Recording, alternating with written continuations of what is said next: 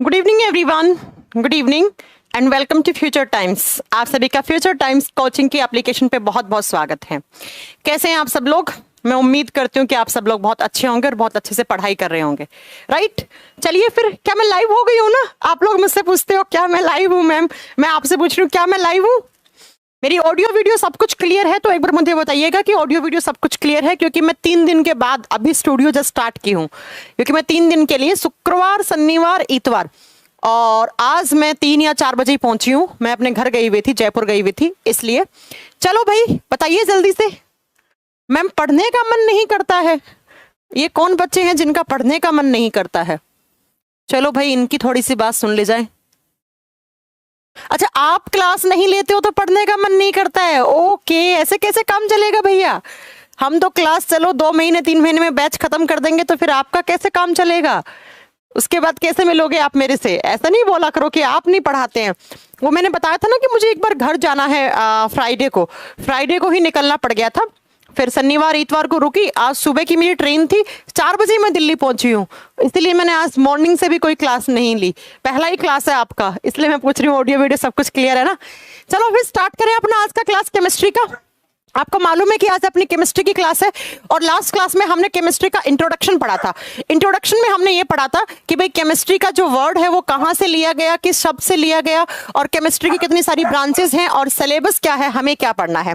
उसके बाद मैंने कहा था कि नेक्स्ट क्लास से हम स्टार्ट करेंगे सबसे बड़ा चैप्टर। अभी 2 चैप्टर आपको पढ़ाऊंगी, periodic table and metals and non metals.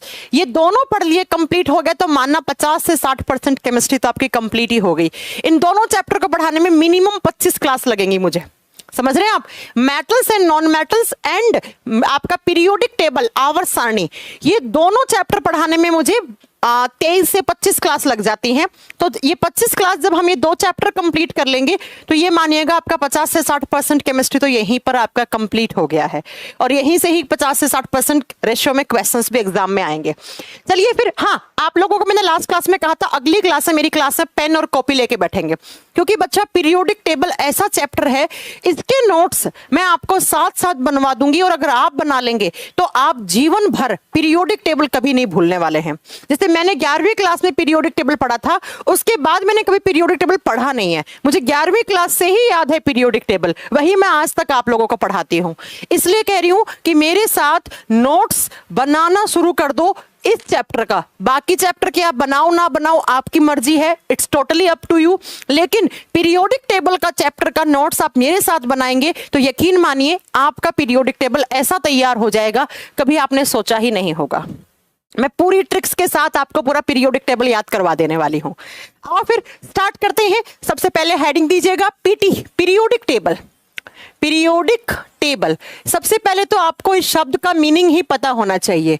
क्या होता है पीरियोडिक टेबल? आप शॉर्ट में बोलते हो पीटी, जैसे बहुत बार बोलते हो ना कि यार मुझे केमिस्ट्री में ना पीटी याद नहीं होती, या अपने छोटे बच्चों को, जो आपके घर में छोटे बच्चे होंगे 7वीं 8वीं 9वीं 10वीं क्लास वाले, वो भी बोलते होंगे कि हमें पीटी याद नहीं होता। तो अगर आपके घर में कोई छोटा बच्चा है जो 9th 10th में पढ़ रहा है या 11th में पढ़ रहा है, उसे पीरियोडिक टेबल याद नहीं होता है, तो उसे भी मेरी क्लासेस आप दिखा सकते हो ये, राइट? चलो, पीरियोडिक टेबल जिसे हम हिंदी में क्या कहते हैं? हिंदी में हम कहते हैं आवर्त सारणी, आवर्त सारणी पीटी, और शॉर्ट फॉर्म में हम इसे बोलते हैं पीटी, पीरियोडिक टेबल।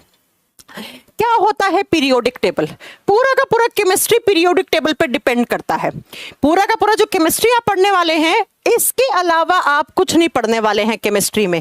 ये जो दिख रहा है आपको सामने इमेज, इसके अलावा केमिस्ट्री कुछ होता ही नहीं है। देख लीजिए आप, कुछ इस तरीके का पीरियोडिक टेबल होता है।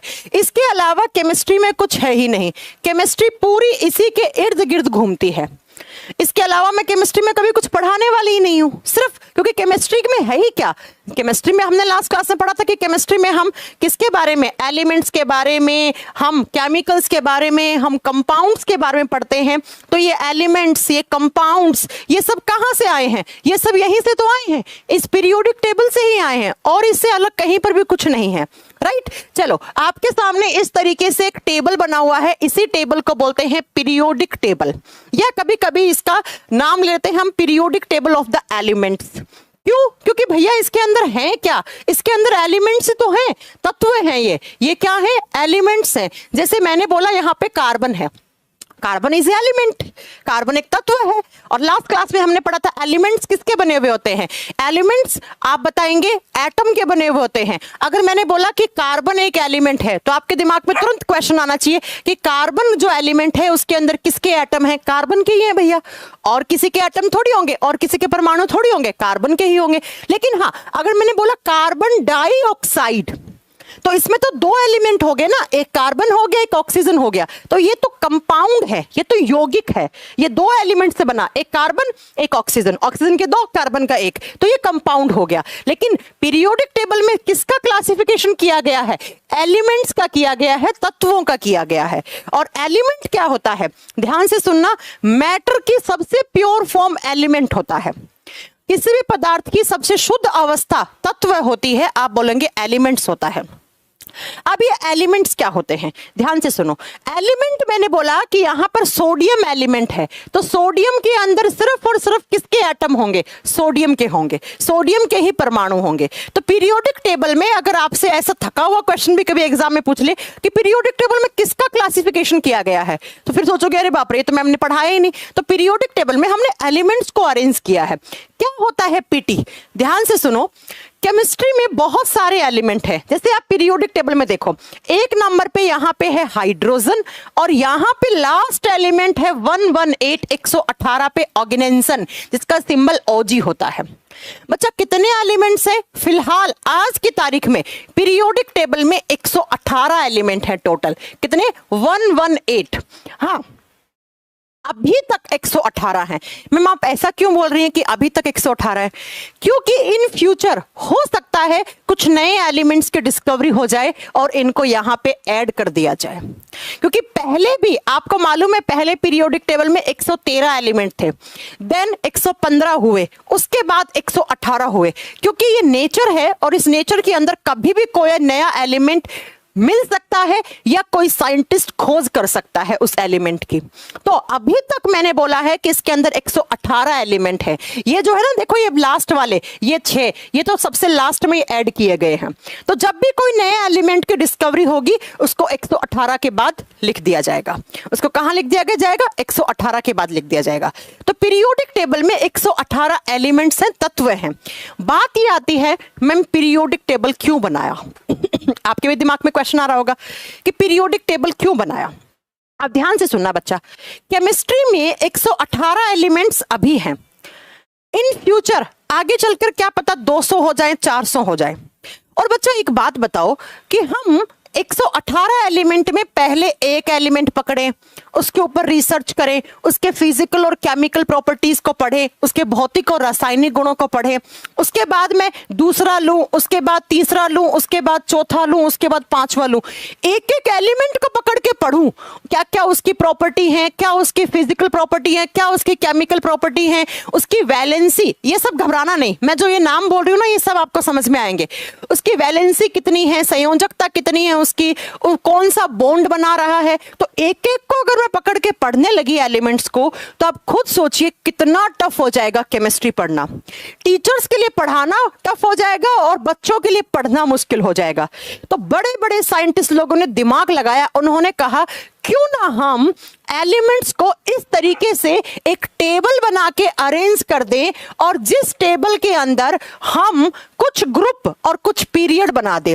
फॉर एग्जाम्पल, मान लो मैंने एक ग्रुप बना दिया इस तरीके से, और इस ग्रुप में मैंने 5 एलिमेंट रख दिए, 1 2 3 4 5, और इस ग्रुप का मैंने कोई नाम रख दिया XYZ, कोई भी नाम रख दिया। जैसे मैंने इसका नाम रख दिया राकेश फैमिली, राकेश का परिवार है ये, मान लो ऐसे, ठीक है।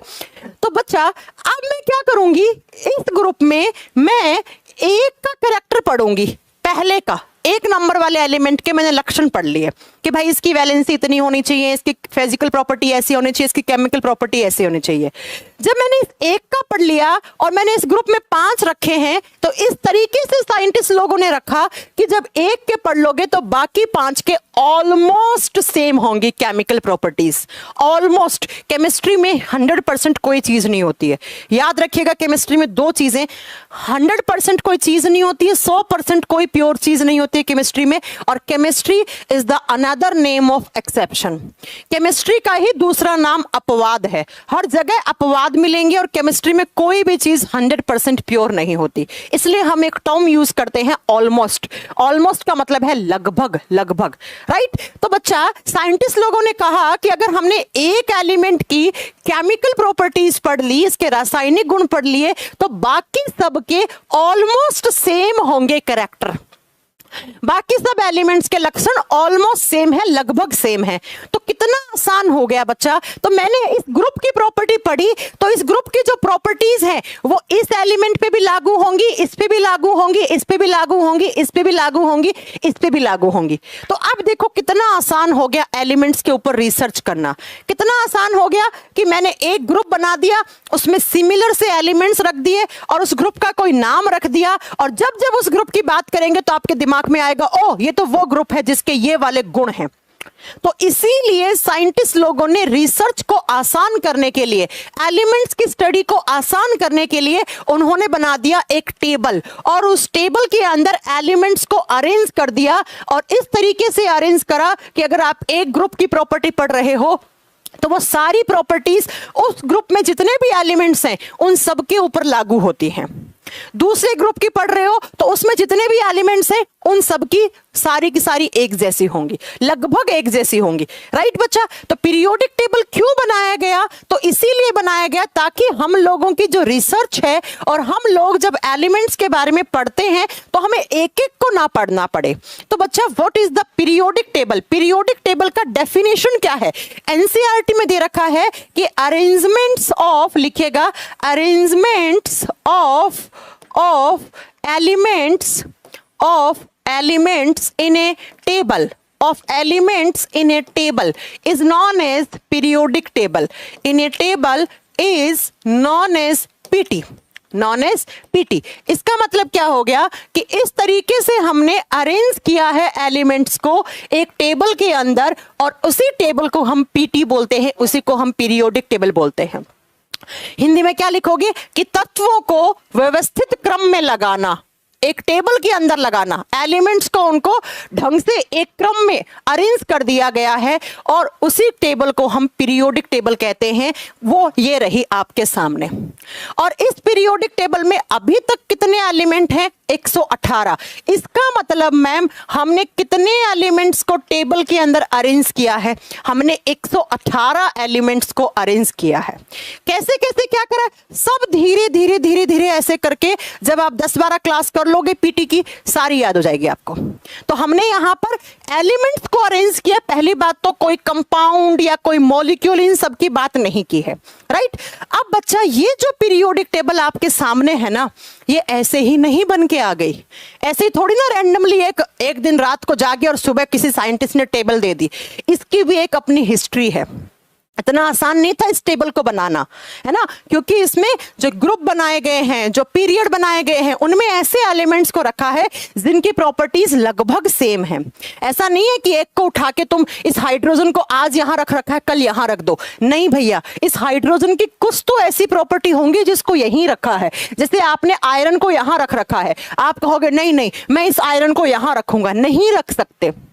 तो इसके पीछे की हिस्ट्री है, और क्या हिस्ट्री है उसे ही हमें जानना है, किस तरीके से पीटी बना। इतना आसान नहीं है। सबसे पहले अगर हम बात करते हैं पीरियोडिक टेबल के इतिहास की, तो इन 1829 में 1829 में एक साइंटिस्ट थे, डोबेराइनर। कौन थे आप बताएंगे बच्चा? डोबेराइनर। लिख लीजिएगा, डोबेराइनर थे। डोबेराइनर नाम के साइंटिस्ट थे। इन्होंने सबसे पहला एफर्ट लगाया, लिखिएगा, डोबेराइनर जी ने क्या किया? फर्स्ट एफर्ट लगाया। क्या बनाने का? पीटी बनाने का पहला प्रयास किया बच्चा इन्होंने, फर्स्ट एफर्ट लगाया।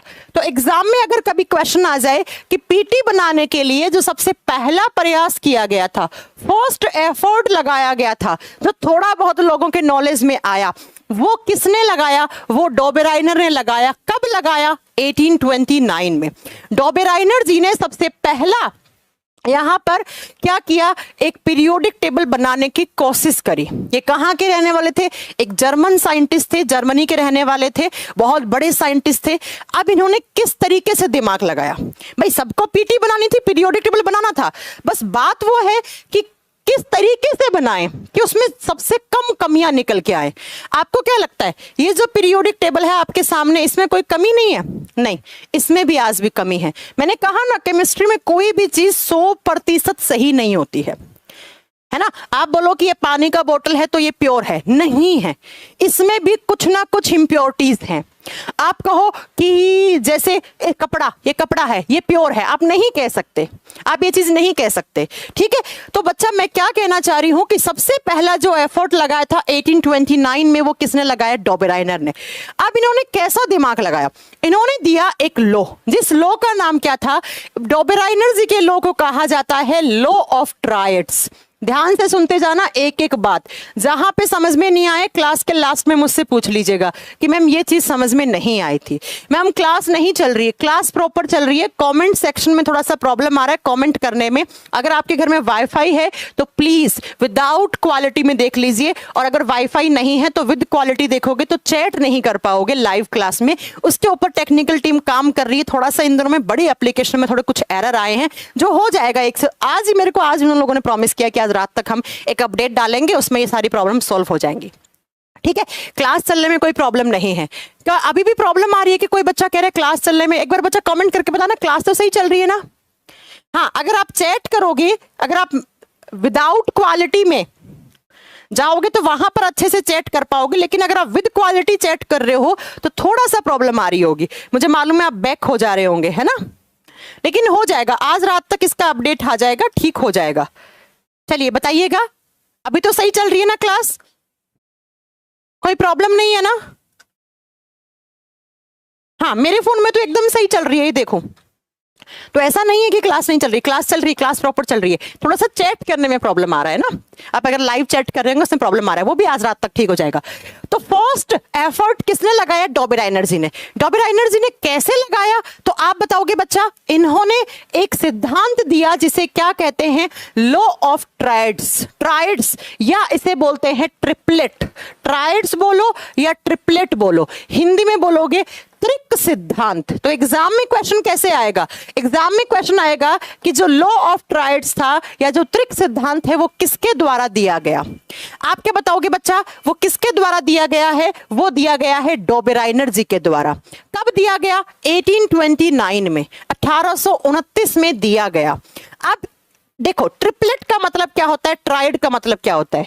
जैसे दो होते हैं तो दो को हम क्या बोलते हैं? दो एलिमेंट को आप क्या बोलते हैं? पेयर बोलते हैं, या आप डबल बोलते हैं, या आप क्या बोलते हैं? जोड़ा बोलते हैं। ऐसे ही तीन एलिमेंट होते हैं तो उन्हें हम क्या बोलते हैं? उसे हम ट्रिपलेट कहते हैं। ट्रिपलेट या हम उन्हें क्या कहते हैं बच्चा? आप बताएंगे कि उन्हें हम ट्राइड कहते हैं। तो इन्होंने क्या किया कि इन्होंने क्या किया? तीन तीन एलिमेंट का जोड़ा बनाया। अब जोड़ा तो आप बोलोगे तो अच्छा नहीं लगेगा, जोड़ा तो दो का होता है, लेकिन तीन के जोड़े को हम ट्रिपलेट कह देते हैं। अरे एक बार चेक करो,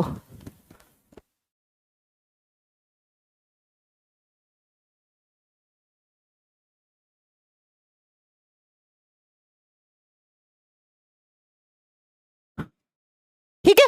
तो इन्होंने तीन तीन एलिमेंट को अरेंज किया। ट्राइड्स का या ट्रिपलेट का मतलब है कितने एलिमेंट्स? तीन एलिमेंट्स, तीन तत्व। अब भाई एलिमेंट्स को अरेंज करने के पीछे कुछ ना कुछ तो लॉजिक होगा, ऐसे ही तो उठा के नहीं रख दिया। मैंने कहा ना, पीरियोडिक टेबल बनाने का उद्देश्य क्या था, कभी मत भूलना अगले 10 क्लास तक।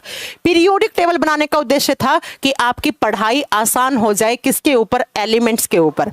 तो इन्होंने कहा कि मैं इस तरीके से एलिमेंट्स को अरेंज करके दूंगा। किसमें अरेंज करके दूंगा? तीन तीन एलिमेंट्स का ट्राइड्स बनाऊंगा, ट्रिपलेट बनाऊंगा। अब बनाने के पीछे का लॉजिक क्या था? बनाने के पीछे का कुछ ना कुछ तो सिद्धांत होगा ना, ऐसे ही थोड़ी तीन एलिमेंट्स को रैंडमली रख देंगे। तो उसके पीछे का जो लॉजिक था वो क्या था, वो समझने की कोशिश करना।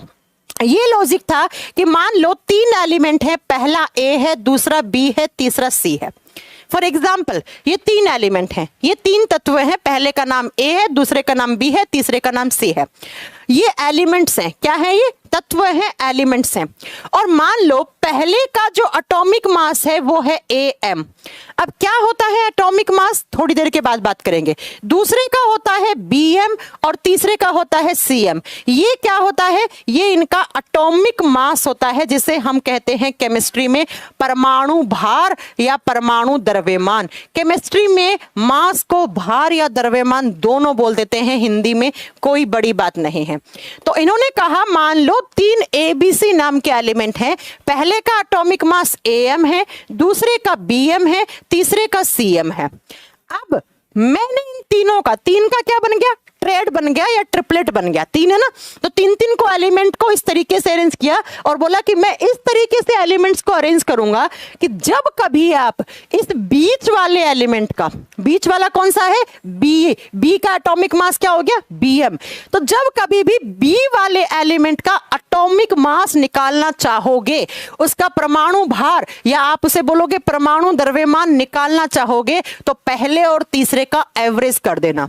एवरेज का मतलब क्या होता है? औसत। क्या कर दोगे? पहले और दूसरे का, पहले का क्या है? am और तीसरा कौन सा है? cm। इन दोनों का एवरेज कर दो। एवरेज का मतलब क्या है? उसे डिवाइड कर दो 2 से। तो जो बीच वाला एलिमेंट है उसका क्या निकल के आ जाएगा? एटॉमिक मास निकल के आ जाएगा, उसका परमाणु भार निकल के आ जाएगा। तो इन्होंने कहा, एक बार फिर से सुनने की कोशिश करो। डोबेराइनर ने कहा कि मैं इस तरीके से 3 एलिमेंट को अरेंज करूंगा कि बीच वाले का एटॉमिक मास जब कभी भी आप निकालना चाहोगे, पहले और तीसरे का एवरेज कर दो, दोनों को जोड़कर 2 से भाग दे दो, है ना। तो उसका क्या निकल जाएगा? उसका एटॉमिक मास निकल जाएगा, राइट। इस तरीके की इन्होंने कोशिश करी करने की। अब बात ये आती है, ma'am what is atomic mass? तो बच्चा इस चीज को थोड़ा सा यहां पे छोड़ दो। मुझे पता है केमिस्ट्री बैकग्राउंड वाले बच्चों को एटॉमिक नंबर, एटॉमिक मास सब आता होगा, लेकिन मुझे इस तरीके से पढ़ाना है आर्ट्स, कॉमर्स, सब बैकग्राउंड वालों को समझ में आए। क्या होता है एटॉमिक नंबर, क्या होता है एटॉमिक मास? जब तक ये 2 शब्द समझ में नहीं आएंगे, पीरियोडिक टेबल आपके भेजे में नहीं बैठने वाली। इसलिए कह रही हूं बहुत धीरे धीरे पढ़ेंगे, लेकिन सब समझ के पढ़ेंगे, सब नोट डाउन करते हुए पढ़ते जाएंगे। बच्चा 2 चीजें होती है केमिस्ट्री में, एक होता है एटॉमिक नंबर, बहुत अच्छे से पढ़ना, हिंदी में बोलते हैं परमाणु क्रमांक। एटॉमिक नंबर, परमाणु क्रमांक, ठीक है। और इसका सिंबल क्या होता है? इसे डिनोट करते हैं Z से। कभी कभी एसएससी वगैरह के एग्जाम में इतने थके हुए क्वेश्चन पूछते हैं, बोलता है Z किसका प्रतीक है, Z किसका सिंबल है? तो आपको मालूम होना चाहिए Z एटॉमिक नंबर को रिप्रेजेंट करने का सिंबल होता है। क्या होता है Z? क्या होता है एटॉमिक नंबर? आप जानते हैं, आपने छोटी क्लास में पढ़ा है कि किसी भी एटम को रिप्रेजेंट कैसे करते हैं। नहीं जानते हैं? सुन लीजिए, परमाणु का डायग्राम आप कैसे बनाते हैं, कैसे एटम को रिप्रेजेंट करते हैं। तो एटम के अंदर बीचों बीच होता है उसका न्यूक्लियस। ध्यान से सुनते जाइएगा बच्चा, मुझे पता है चैट नहीं कर पा रहे होंगे, लेकिन कोई बात नहीं, आप लोगों की वाइब्स मेरे से मिल रही है, मैं समझ रही हूं, आपको समझ में आ रहा है, ठीक है। ये एटम है, एटम के सेंटर में होता है उसका न्यूक्लियस, और न्यूक्लियस को यहाँ पे बोलेंगे नाभिक। देखो, बायोलॉजी में न्यूक्लियस को केंद्रक कहा जाता है, यहाँ पे न्यूक्लियस को नाभिक कहा जाता है। और इस न्यूक्लियस के अंदर क्या है, और ये जो बाहर होता है इस न्यूक्लियस के, इस तरीके से आप ये जो गोल गोल चक्कर बनाते हैं, ये राउंड पाथ बनाते हैं, इन्हें क्या कहा जाता है? इन्हें कहा जाता है ऑर्बिट। क्या कहा जाता है? कक्ष। या एक देखो, एक मॉडल था 2D, एक 3D, वो सब आगे समझ में आएगा। इन्हें या तो बोलो ऑर्बिट या इन्हें बोलो शेल। शेल का मतलब होता है कक्षाएं। क्या? कक्षा। ऑर्बिट, कक्ष, शेल, कक्षाएं। किसी भी एटम को, किसी भी परमाणु को रिप्रेजेंट करने का तरीका ऐसा होता है कि एटम के सेंटर में उसका क्या है? न्यूक्लियस है, नाभिक है, और इस नाभिक के चारों तरफ गोल गोल जो पाथ बने हैं उन्हें ऑर्बिट या शेल कहते हैं, उन्हें कक्ष या कक्षाएं कहते हैं। और बच्चा, अगर हम बात करें जो एटम की, तो एटम के होते हैं 3 सब एटॉमिक पार्टिकल। एटम के 3 सब एटॉमिक पार्टिकल होते हैं। एटम के अंदर उससे भी छोटे एटॉमिक पार्टिकल क्या रहते हैं? एग्जिस्ट करते हैं। कौन कौन से? उसके सेंटर में, सेंटर बोले तो न्यूक्लियस, न्यूक्लियस में न्यूट्रॉन और प्रोटॉन। एन से क्या बना बच्चा? न्यूट्रॉन। N से बना न्यूट्रॉन और P से बना प्रोटॉन। तो न्यूक्लियस के अंदर रहता है प्रोटॉन और न्यूट्रॉन, और ये जो बाहर गोल गोल ऑर्बिट बनाए हैं, कक्ष या कक्षाएं बनाई हैं, इनमें रहते हैं इलेक्ट्रॉन। इस तरीके से इलेक्ट्रॉन इनमें चक्कर काटते रहते हैं, इस तरीके से इलेक्ट्रॉन चक्कर काटते हैं। और ई से क्या बना, ई से बना इलेक्ट्रॉन। तो बच्चा किसी भी एटम को आप इस तरीके से रिप्रेजेंट करते हैं कि एटम के सेंटर में उसका न्यूक्लियस होता है, न्यूक्लियस में न्यूट्रॉन और प्रोटॉन रहते हैं, बाहर जो कक्षाएं होती हैं उनमें इलेक्ट्रॉन रहते हैं।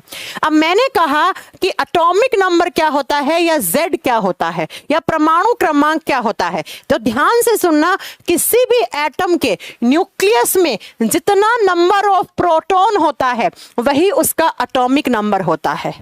किसी भी परमाणु के नाभिक में प्रोटॉन की जो संख्या होती है उसी को एटॉमिक नंबर कहा जाता है, उसी को Z कहा जाता है, उसी को एटॉमिक नंबर कहा जाता है। तो अगर आपसे आज के बाद कोई पूछ ले कि व्हाट इज एटॉमिक नंबर, परमाणु क्रमांक क्या है, तो आप क्या लिख दोगे, परमाणु क्रमांक जिसका सिंबल Z होता है। तो क्या मैं लिख दूं, Z is equal to number of proton. मतलब परमाणु क्रमांक क्या होता है, प्रोटॉन की संख्या को हम क्या बोलते हैं, परमाणु क्रमांक बोलते हैं।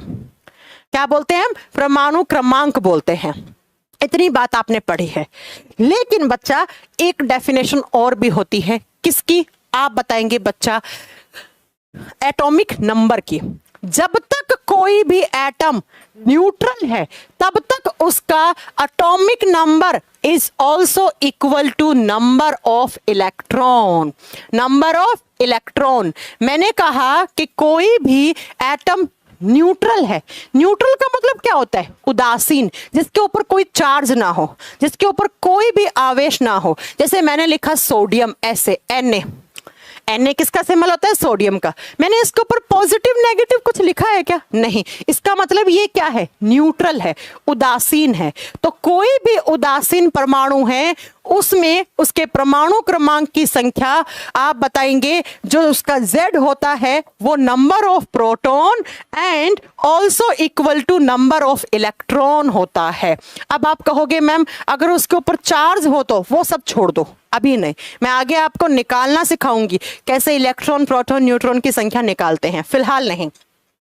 तो ये बताओ बच्चा कि एटॉमिक नंबर क्या हो गया, एटॉमिक नंबर जिसका सिंबल Z है वो क्या हो गया, is equal to number of proton. तो अगर मैं यहां पर इस एटम के न्यूक्लियस में प्रोटॉन की संख्या 4 कर दूं तो बताओ इस एटम का एटॉमिक नंबर कितना हो जाएगा, 4। अगर मैंने यहां पे 6 कर दिए प्रोटॉन की संख्या तो उसका एटॉमिक नंबर क्या हो गया, 6 हो गया। अगर मैंने 12 कर दिया तो उसका एटॉमिक नंबर क्या हो गया, 12 हो गया। तो एटॉमिक नंबर होता है किसी भी एटम के, किसी भी परमाणु के न्यूक्लियस में, नाभिक में जो प्रोटॉन की संख्या है उसी को बोलते हैं हम एटॉमिक नंबर। एटॉमिक नंबर, परमाणु क्रमांक। अब दूसरा बच्चा एक डेफिनेशन और जान लो, क्योंकि इसके बिना भी आप आगे नहीं पढ़ पाओगे। दूसरा आता है एटॉमिक मास। एटॉमिक मास क्या होता है वो भी सुन लो बच्चा। एटॉमिक मास को हिंदी में परमाणु भार या द्रव्यमान। बच्चा एक बात याद रखना कि केमिस्ट्री में भार और द्रव्यमान एक ही बात होती है, फिजिक्स में अलग होती होगी। एटॉमिक मास क्या होता है, एटॉमिक मास होता है किसी भी एटम के न्यूक्लियस में न्यूट्रॉन और प्रोटॉन की संख्या के जोड़ को, N+P, न्यूट्रॉन और प्रोटॉन की संख्या को जोड़ दो तो उसका क्या निकल जाएगा, एटॉमिक मास। और एटॉमिक मास का सिंबल होता है A। एटॉमिक मास का सिंबल क्या होता है, A होता है। इतनी बात आप जान लो कि कोई भी एटम है उसके न्यूक्लियस में प्रोटॉन की संख्या है वो उसका Z है, वो उसका परमाणु क्रमांक है। न्यूट्रॉन प्लस प्रोटॉन की संख्या का जोड़ है वो उसका A है। A का मतलब क्या हो गया, उसका एटॉमिक मास है, उसका परमाणु भार या परमाणु द्रव्यमान है। तो बच्चा ये बात जान ली तो इसको मुझे हटा देना चाहिए। अब आ जाइए वापस डोबेराइनर जी पे। डोबेराइनर ने क्या कहा अब आपको समझ में आएगा बहुत अच्छे से। डोबेराइनर ने कहा कि मैंने 3 एलिमेंट का ट्रायड बनाया है, और जब इस ट्रायड में आप बीच वाले एलिमेंट का क्या निकालोगे, एटॉमिक मास निकालोगे। अब एटॉमिक मास का आपको मतलब समझ में आ गया होगा। एटॉमिक मास का मतलब क्या हो गया, न्यूट्रॉन प्लस प्रोटॉन का सम, न्यूट्रॉन और प्रोटॉन का जोड़। तो जब कभी बीच वाले का एटॉमिक मास निकालोगे तो पहले और तीसरे का क्या कर देना है, एवरेज। एवरेज का मतलब है पहले और तीसरे को जोड़ दो और 2 से भाग दे दो तो क्या आ जाएगा, बीच वाले का एटॉमिक मास आ जाएगा। और इसी को बोलते हैं लॉ ऑफ ट्रायड या लॉ ऑफ ट्रिपलेट। एग्जाम्पल देती हूं, उन्होंने पहला ट्राइड कौन सा बनाया, इन लोगों ने, डॉबराइनर ने ये बात बोली तो आसपास के साइंटिस्ट लोगों ने कहा भैया प्रूफ करके दिखाओ, साइंस बिना प्रूफ के नहीं मानती है ना, प्रूफ करके दिखाओ। तो इन्होंने क्या किया, प्रूफ के तौर पर सबसे पहला एक ट्राइड बना दिया। किस किस का आप बताएंगे, एलआई। एलआई का मतलब होता है लिथियम, लिथियम का सिंबल होता है एलआई। और Na सिंबल होता है सोडियम का, आगे मैं सब याद करवा दूंगी इनके सिंबल, ठीक है, सोडियम का। और तीसरा है के का मतलब होता है बच्चा पोटेशियम, के का मतलब क्या होता है, पोटेशियम। ये पहला ट्रायड बनाया, किसने बनाया, डॉबराइनर ने। तो एग्जाम में क्वेश्चन यही आएगा कि भाई आप ये बताओ कि जो डॉबराइनर जी ने पहला ट्राइड बनाया था उसमें कौन कौन से एलिमेंट्स थे। तो आप क्या बताओगे, कौन कौन से एलिमेंट हैं, lithium, sodium, potassium, lithium, sodium, potassium. अब मैं आपको आगे इनके एटॉमिक नंबर, एटॉमिक मास सब याद करवाऊंगी, फिलहाल याद नहीं करना है, एकदम छोटे छोटे स्टेप लेके पढ़ाना है ना अभी, बिल्कुल, है ना। तो इन्होंने कहा अब लगाओ इसके ऊपर मेरा ट्राइड रूल। तो ट्राइड रूल कैसे लगाओगे, तो इस तरीके से इनका ट्राइड था, लिथियम, सोडियम, पोटेशियम। तो बीच में किसको रखा है, सोडियम को। तो सोडियम का एटॉमिक मास निकालोगे यहां से, तो क्या कर दोगे सोडियम के एटॉमिक मास के लिए, इन दोनों का जोड़। किस किस का जोड़, लिथियम प्लस पोटेशियम का जोड़ कर दो और उसे 2 से डिवाइड कर दो उसके एटॉमिक मास को। तो किसका एटॉमिक मास निकल के आ जाएगा, आप बताएंगे बच्चा, किसका एटॉमिक मास निकल के आ जाएगा, यहां से सोडियम का निकल के आ जाएगा। अब आपको याद होने चाहिए इनके एटॉमिक मास, अभी आपको याद नहीं है, मुझे याद है, मैं आपको आगे याद कराऊंगी। जब बात करते हैं लिथियम का, तो जब सोडियम का यहां से निकालेंगे तो लिथियम का एटॉमिक मास होता है 7, अभी आपको नहीं याद करने, मैं याद करवाऊंगी, ठीक है। और पोटेशियम का होता है 39, और इन दोनों को जब जोड़ के आप 2 से डिवाइड करोगे तो बच्चा यहां से निकल के आएगा 23। और सोडियम का एटॉमिक मास कितना होता है, 23 ही होता है। तो लोगों ने सोचा अरे वाह, क्या क्या यहाँ पे लो दिया, छा गए डॉबराइनर जी, आप तो छा गए।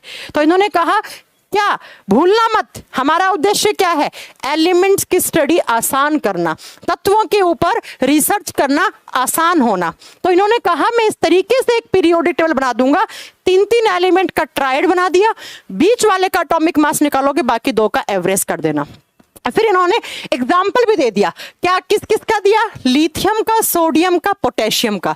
ये बिल्कुल सक्सेसफुल हो गया, ये पहला ट्राइड है, ये 100% सक्सेसफुल है। बच्चा एनडीए के एग्जाम में एक बार क्वेश्चन आया था कि जो डॉबराइनर का ट्राइड था उसमें लेस सक्सेसफुल ट्राइड कौन सा था, इसलिए मैं आपको successful, less successful and unsuccessful, जहां पर फेल हो गए तो डॉबराइनर जी, ये सब बताते हुए चलूंगी। तो ये पल बिल्कुल 100% सक्सेसफुल था, किसका, डॉबराइनर जी का। तो ये रहे आपके डॉबराइनर के 4 ट्राइड। फिर उन्होंने 4 बनाए, सुन लीजिए कौन कौन से, ये एग्जाम में क्वेश्चन आएगा। ये पहला लिथियम, सोडियम, पोटेशियम, ये सक्सेसफुल था बिल्कुल। अब दूसरा किसका था, दूसरा बनाया कैल्शियम, स्ट्रोंटियम, बेरियम। दूसरा ट्राइड किसका बनाया, तो आप लिखेंगे अपने नोट्स में, नोट डाउन करते जाना है, ठीक है।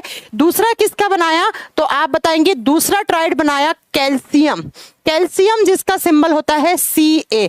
और दूसरा स्ट्रोंटियम, स्ट्रोंटियम, स्ट्रोंटियम का सिंबल होता है Sr। और तीसरा है बेरियम जिसका सिंबल Ba होता है। ये दूसरा ट्राइड बनाया और ये था बच्चा लेस सक्सेसफुल, मतलब थोड़ा कम सक्सेसफुल था, एग्जैक्ट आंसर नहीं आ रहे थे। लेस सक्सेसफुल का मतलब है थोड़ा कम सफल हो पाया, क्योंकि इसमें एग्जैक्ट आंसर नहीं आ रहा था। तो बच्चा अब इसमें क्या करेंगे, स्ट्रोंटियम का निकालेंगे तो कैल्शियम और बेरियम को जोड़ के डिवाइड कर देंगे 2 से।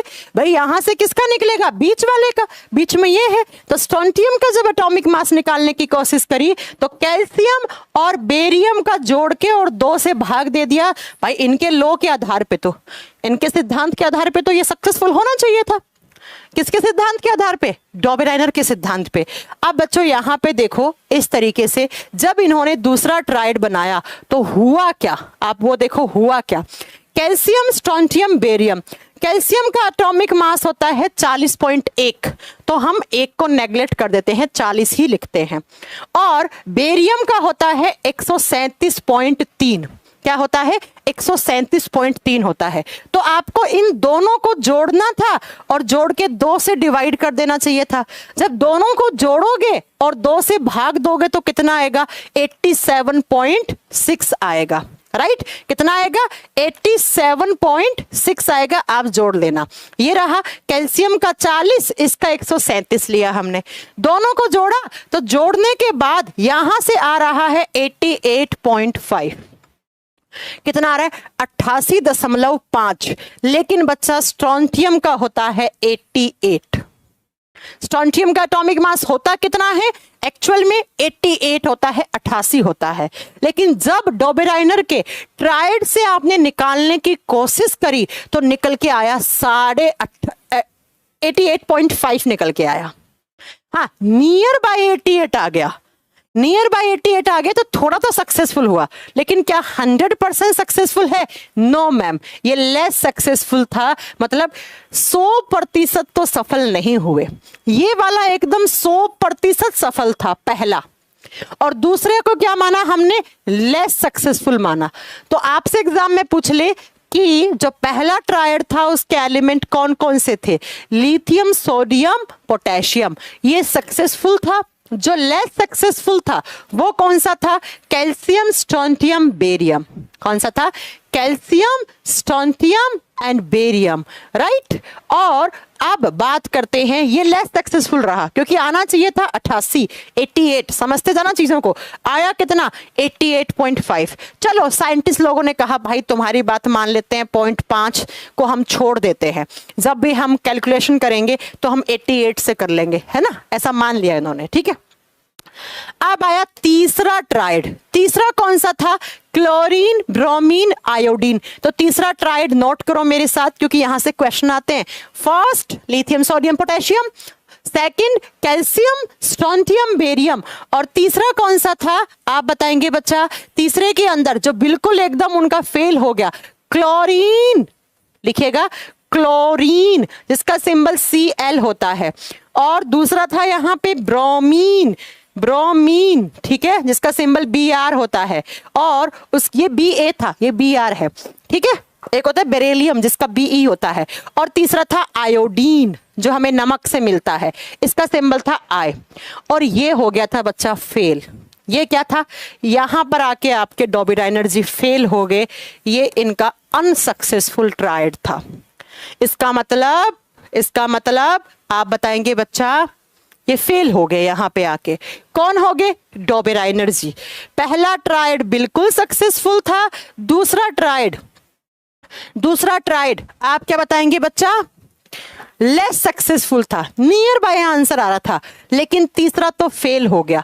कैसे हुआ समझने की कोशिश करना, कैसे हुआ जो जानिए जरा। देखो क्लोरीन का होता है 35.5, आयोडीन का होता है 127, जब दोनों को प्लस करा 35.5, 127 और डिवाइड किया 2 से तो आया, भाई यहां से ब्रोमीन का निकालोगे तो कैसा निकालोगे पता है ना, क्लोरीन और आयोडीन को प्लस कर दो, 2 से भाग दे दो। तो जब ऐसा करने की कोशिश करा तो आ गया 81.25, जबकि ब्रोमीन का होता कितना है आप बताएंगे 80 होता है। जबकि बात करें ब्रोमीन का एटॉमिक मास होता कितना है, 80 होता है, 80 होता है। अब आप बताओ बच्चा, इसका होता 80 है और डोबेराइनर के ट्रायड के अनुसार कितना निकला, 81.25, 1.25 ज्यादा। इतना नेगलेक्ट नहीं हो सकता केमिस्ट्री में, क्योंकि अब अगर ये वैल्यू पुट करोगे तो इससे आंसर अलग आएगा, इससे आंसर अलग आएगा।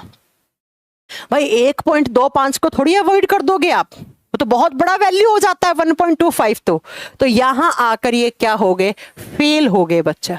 कौन हो गए, डोबेराइनर जी। कौन से में, ये पूरा 100% सक्सेसफुल लिथियम, सोडियम, पोटेशियम। दूसरा कैल्शियम, स्ट्रोंथियम और आपका जो बेरियम का था वो लेस सक्सेसफुल था, अवॉइड कर दिया था 0.5 को। लेकिन बच्चा तीसरा क्लोरीन ब्रोमीन आयोडीन, ब्रोमीन का होता 80 है, इनके कैलकुलेशन से निकल के आया 81.25। तो अब बताओ क्या हमें डॉबराइनर जी को ये हक देना चाहिए था कि तुम इस तरीके से पीरियोडिक टेबल बना दो ट्राइड को यूज करते हुए? No ma'am. ऐसे ही इन्होंने उसके बाद एक और बनाया था, फोर्थ वाला ये था सल्फर सेलेनियम टेलुरियम, इसमें भी फेल हो गए थे वो, इसमें भी वो फेल हो गए थे। सल्फर सेलेनियम टेलुरियम ये हालांकि एग्जाम में नहीं आता है, फोर्थ वाला नहीं आता है। आप इतना याद करो कि फर्स्ट वाला 100% सक्सेसफुल था, सेकंड वाला लेस सक्सेसफुल था, और थर्ड और फोर्थ ये जो दोनों है ना, ये इसका पूरा का पूरा मैं आपके बैच में ये अपलोड भी करवा दूंगी, या आप नेट से भी निकाल सकते हैं, डालेंगे लॉ ऑफ ट्राइड्स या डॉबराइनर्स ट्राइड्स निकालेंगे तो ऐसा निकल के आ जाएगा। मैंने भी नेट से लिया है, ठीक है। ये सक्सेसफुल, ये लेस सक्सेसफुल, और ये क्या हो गए डॉबराइनर जी, फेल हो गए इन दोनों में। अब हम एग्जाम में क्वेश्चन कैसे आएगा, आपको तो यही लग रहा होगा ना, है ना मैम। फिर भी डॉबराइनर जी महान थे, हम कहाँ कह रहे हैं, हर साइंटिस्ट महान है। अगर कोई साइंटिस्ट है तो वो अपने आप में महान है, तभी वो साइंटिस्ट बना है, ठीक है। तो बच्चा फिर भी कोशिश तो करी ना बेचारे बंदे ने, फेल हो गए वो बात अलग है, फेल और पास तो बाद की बात है, पहले हम कोशिश तो करें जीवन में। ऐसे ही डॉबराइनर जी ने कोशिश करी, लेकिन कोई बात नहीं। बात क्लियर है? हमने क्या पढ़ा, हम पढ़ रहे हैं पीरियोडिक टेबल, लेकिन पीरियोडिक टेबल पढ़ने से पहले उसका इतिहास पता होना चाहिए, कैसे बना पीरियोडिक टेबल। इतना आसान नहीं है, आज तुम तो ये फोटो देख लेते हो और 118 एलिमेंट को, इसके पीछे की स्टोरी, सबसे पहला एफर्ट डॉबराइनर ने लगाया कब, 1829 में, लेकिन बच्चा वो खुद फेल हो गए अपने ही बोली हुई बात में। क्या दिया, त्रिक सिद्धांत दिया। क्या बोला, 3-3 एलिमेंट को अरेंज करो, बीच वाले का जब परमाणु द्रव्यमान निकालोगे बाकी दो का एवरेज कर दो। पहला सक्सेसफुल रहा ट्राइड, दूसरा लेस सक्सेसफुल, बाकी दो तो फेल हो गए, तीसरा और चौथा। अब इनके एलिमेंट याद करना आपका काम है, जैसे मुझे याद है आपको भी याद हो जाएगा। Lithium sodium potassium calcium strontium barium chlorine bromine iodine sulphur selenium and tellurium आपको भी याद हो जाएंगे। ज्यादा नहीं याद कर सकते, ये दो याद कर लो, ठीक है। तो यहां पे आके डॉबराइनर जी हो गए फेल, और अब आए इनके बाद दूसरे साइंटिस्ट, और सेकंड एफर्ट, दूसरा प्रयास किसने लगाया, 2 नंबर पे आए बच्चा 1865 में, 1865 में कौन आए, तो आप बताएंगे न्यूलैंड जी। कौन से साइंटिस्ट हैं, न्यूलैंड साइंटिस्ट, नाम है उनका न्यूलैंड साइंटिस्ट, ठीक है बच्चा।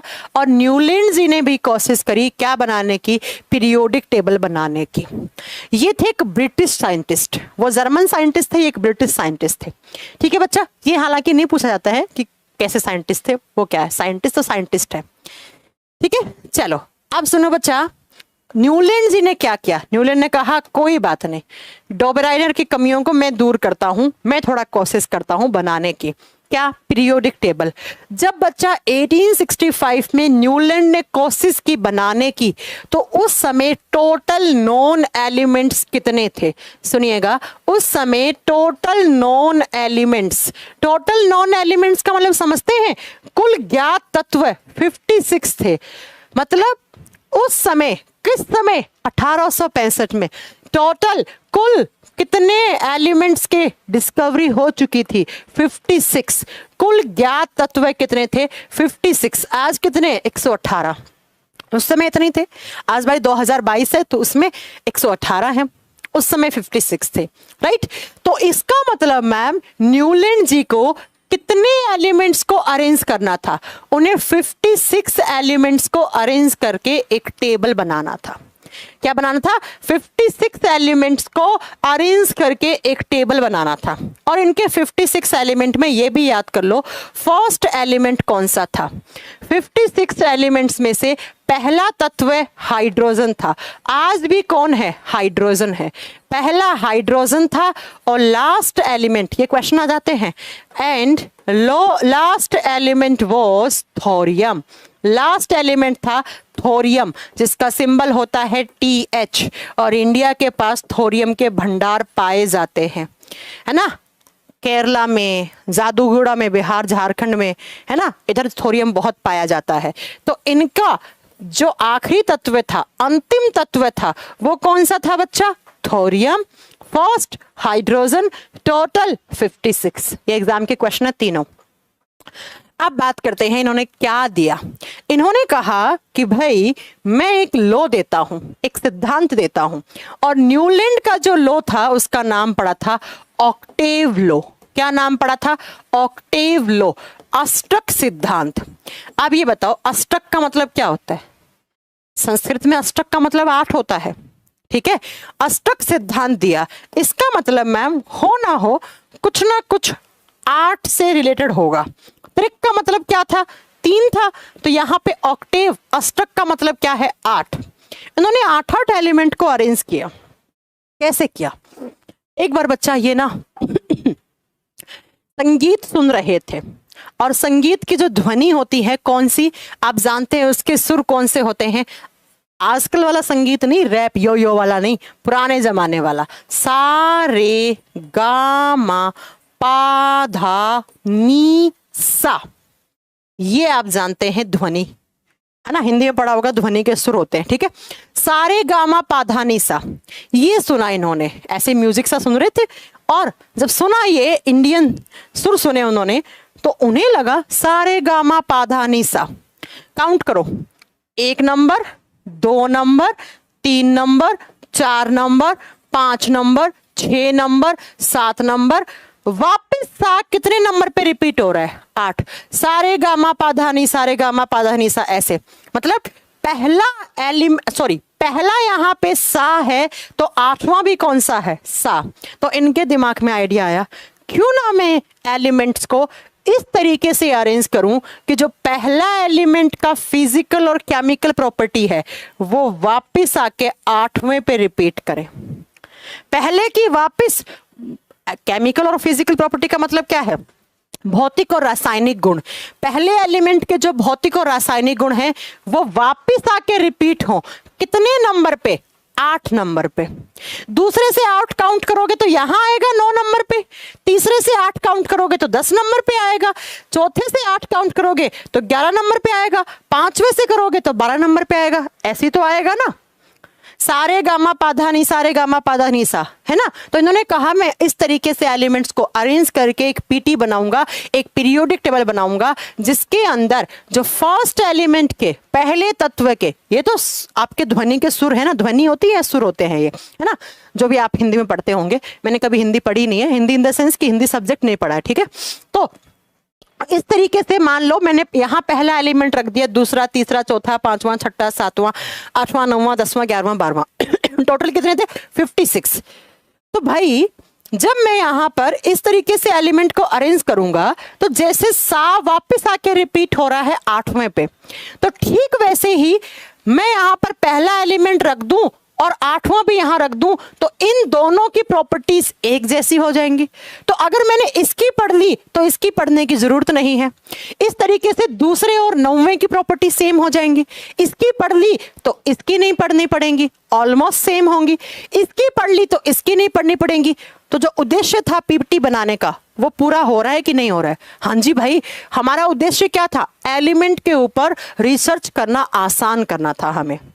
तो न्यूलैंड जी ने इस तरीके से एलिमेंट को अरेंज किया। बच्चा देख लो, ये न्यूलैंड जी हैं और इन्होंने 1 नंबर पे हाइड्रोजन रखा, फिर देखो बच्चा लिथियम रखा, beryllium, boron, carbon, nitrogen, oxygen, fluorine, sodium, magnesium, aluminium, silicon, phosphorus, sulphur, chlorine, potassium, calcium, chromium, और यहाँ पर आपका आ गया है टेल्यूरियम, और उसके बाद आ गया मैंगनीज और आयरन, ऐसे रखा। अब देखना, ये 1 नंबर है, ये ऊपर नंबरिंग करते जाना, 1 2 3 4 5 6 7 और 8 और 9 10 11 12, इस तरीके से आपने नंबरिंग कर दी, ठीक है। ये ऊपर वाले के ये नंबर यहां लिखा हुआ है, ठीक है, समझ गए आप। अब जब हाइड्रोजन से 8 काउंट करोगे तो कहां आएगा? फ्लोरीन पे आएगा। फिर फ्लोरीन से वापस 8 काउंट करोगे तो यहां पे क्लोरीन पे आएगा। इसका मतलब हाइड्रोजन, फ्लोरीन, क्लोरीन की कुछ ना कुछ प्रॉपर्टी तो सेम है। तो अगर मैं हाइड्रोजन की पढ़ लूं तो फ्लोरीन और क्लोरीन की पढ़ने की जरूरत रहेगी क्या? नहीं रहेगी। ठीक ऐसे ही अगर मैं लिथियम की पढ़ लूं, लिथियम से 8 काउंट करो, यहां आएगा सोडियम पे। सोडियम से वापस 8 काउंट करो, पोटेशियम पे आएगा। तो लिथियम सोडियम पोटेशियम के हो ना कुछ गुण धर्म तो एक जैसे होंगे, बिल्कुल होते हैं। लिथियम भी धातु है, सोडियम भी धातु है, पोटेशियम भी धातु है, तीनों सॉफ्ट मेटल्स होती हैं। सोडियम और पोटेशियम तो इतनी मुलायम होती है ना, चाकू से काट सकते हैं। तो अब ये देखो प्रॉपर्टीज रिपीट होके आ रही हैं कि नहीं आ रही हैं? आ रही है ना, है ना। तो यही तो उद्देश्य था कि अगर आपने लिथियम का पढ़ लिया तो सोडियम और पोटेशियम इसके नीचे आते हैं, तो आपको मालूम चल जाएगा कि भाई उनकी प्रॉपर्टीज सेम है। तो कुछ ना कुछ ये सही होने लगे। लेकिन बच्चा ये सिर्फ सही यहां तक हो पाए, कैल्शियम तक। इसके बाद ये क्या हो गया इनका रूल, आप बताएंगे बच्चा। ये लागू सिर्फ किस तक था? आप बताएंगे कैल्शियम तक लागू था, इसके बाद ये नहीं लागू हो रहा था। कैल्शियम के बाद ये फेल हो गए, कैल्शियम के बाद क्या हो गए? विफल हो गए। तो एग्जाम में क्वेश्चन आता है कि ऑक्टेव लॉ किसने दिया? आप बताएंगे न्यूलैंड ने। कहां तक लागू है? कैल्शियम तक लागू है, कैल्शियम तक सक्सेसफुल था, जबकि हमें कहां तक सक्सेसफुल करवाना था? थोरियम तक। इसलिए ये भी कैल्शियम के बाद न्यूलैंड जी क्या हो गए? फेल हो गए। क्या हो गए? न्यूलैंड जी फेल हो गए। किस तरीके से एलिमेंट्स को अरेंज किया? आप बताएंगे सारे गामा पाधानी, सारे गामा पाधानी सा, इस हिसाब से करा। और ये फेल कहां हो गए? कैल्शियम तक। ये जो कैल्शियम है ना यहां पर, सिर्फ यहीं तक इनका सक्सेस हो पाया। इस तरीके से ये बना दिया, ये बना दिया, ये बना दिया, इसके आगे ये फेल हो गए बच्चा। कैसे? देखो, आप खुद देखो। बोरॉन एक मेटलोइड होता है, उपधातु होता है। एल्युमिनियम धातु है, क्रोमियम धातु है। तो भाई तुम मेटलोइड और धातु को एक साथ थोड़ी रख सकते हो, मेटलोइड और मेटल को एक साथ थोड़ी रख सकते हो, बवाला मच जाएगा, है ना। ठीक है, कार्बन सिलिकॉन और इसको एक साथ नहीं रख सकते। ठीक है बच्चा, इस तरीके से ये कहां पे आगे फेल हो गए? कैल्शियम तक आके ये फेल हो गए। याद रखिएगा बच्चा, कैल्शियम पे आके ये क्या हो गए? फेल हो गए। और टोटल कहां तक रखने थे? थोरियम तक रखने थे। अब आए बच्चा जमाना कौन सा? जमाना इन सब के, बोलते ना कभी तो एक इंसान ऐसा पैदा ही होता है जो इतिहास रचा के जाता है। और वो पैदा हुए थे, पैदा नहीं सॉरी, वो आए 1869 में। कौन? आप सबके फेवरेट मेंडलीव। मेंडलीव ने बनाई सबसे पहले पीरियोडिक टेबल। हालांकि उनकी पीरियोडिक टेबल में बहुत सारी कमियां थी जो हम पढ़ेंगे, तो ये हम नेक्स्ट क्लास में पढ़ेंगे कि तीसरा एफर्ट लगाया मेंडलीव ने, और एफर्ट ही नहीं, बना के ले गए पीरियोडिक टेबल, बना के ले गए पीरियोडिक टेबल। मेंडलीव जी को कहा जाता है फादर ऑफ पीरियोडिक टेबल। वो बात अलग है, मेंडलीव की पीरियोडिक टेबल में बहुत सारी कमियां निकली, उन कमियों को दूर किया था हेनरी मोजले ने। हेनरी मोजले ने उन कमियों को दूर किया। हेनरी मोजले इनके स्टूडेंट थे। किनके? आप बताएंगे मेंडलीव के। वही बात है ना, गुरु से आगे चेला, गुरु गुरु रह गया और चेला गुरु बन गया, है ना। तो वो उनके ही स्टूडेंट थे। किसके? मेंडलीव के स्टूडेंट थे, और इन्होंने आगे चले गए। ये किससे? आप बताएंगे बच्चा, अपने गुरु से। ये हम नेक्स्ट क्लास में आपको पढ़ाएंगे किस तरीके से क्या करा। आज के लिए इतना। हाँ, कमी थी, फिर भी मैंने कहा ना कमियां भी पढ़ाऊंगी आपको। मैं आपको कमियां वमियां सब पढ़ाऊंगी कि क्या क्या कमी निकल के आ गई थी। आज के लिए इतना बहुत है फिलहाल। ठीक है बच्चा, अब मिलेंगे आपसे नेक्स्ट क्लास में। अगला क्लास मेरा स्टार्ट हो जाएगा, नहीं तो मैं सोच रही हूँ अब इसको मुझे 5 मिनट पहले छोड़ देना चाहिए। नेक्स्ट क्लास की पीपीटी वगैरह लगाते हैं। ठीक है, आज के लिए इतना बहुत है। Thank you so much. और जो चैट का प्रॉब्लम आ रहा है वो 1-2 दिन में ठीक हो जाएगा। अब बच्चा कुछ टेक्निकल एरर हैं, तो अब उसमें ना मैं कुछ कर सकती हूँ, ना हमारा इंक्वायरी सेंटर कर सकता है। टेक्निकल टीम लगी हुई है, उन्होंने प्रॉमिस किया आज रात तक, कल सुबह तक ठीक